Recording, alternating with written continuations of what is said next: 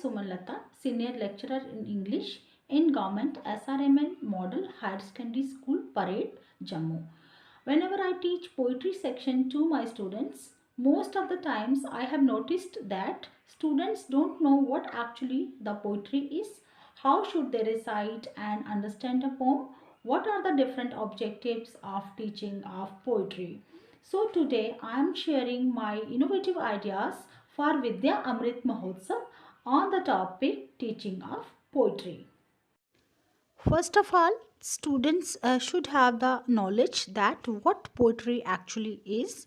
Poetry is the form of literature that uses a rhyme, rhythm, sound, and structures to express something in an artistic way. In poetry, we organize words in lines and stanzas, not in sentences and paragraphs. According to William Wordsworth, poetry is the spontaneous overflow of powerful feelings. Now I shall tell you what are the objectives of teaching of poetry. First objective is to enable the students to recite the poem with proper rhythm and intonation.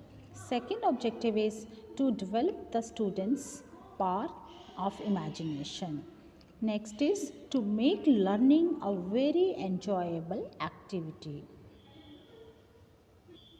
And the last is to create love for English literature.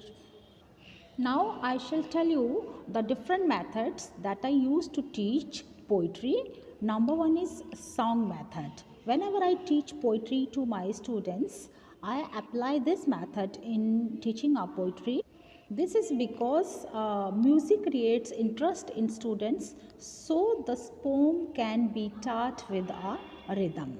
Next method that I apply is action method. Some poems are more understandable through actions, so that they should be taught by teachers with actions. So I also use this method to teach poetry. Next is meaning method. In this method, the poem is read with rhythm first, and then the meaning of the poem is told. That means whenever I apply this method, I recite the poem with proper intonation along with its explanation. The last method that is used by me in the class is analytical method. In this method, a big poem is divided into small pieces, and the students are required to tell the meaning of the poem through the answers of the questions.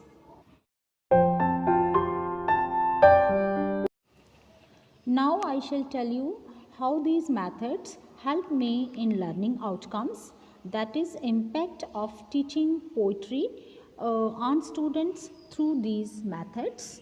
Number one is improvement in their language, speaking and listening skills. These methods help in improvement of their language, speaking and listening skills. These methods also help them in improving their visualization, creativity and imagination. Next is it also helps them in building of vocabulary, and the last is improvement in fluency. Thank you everyone.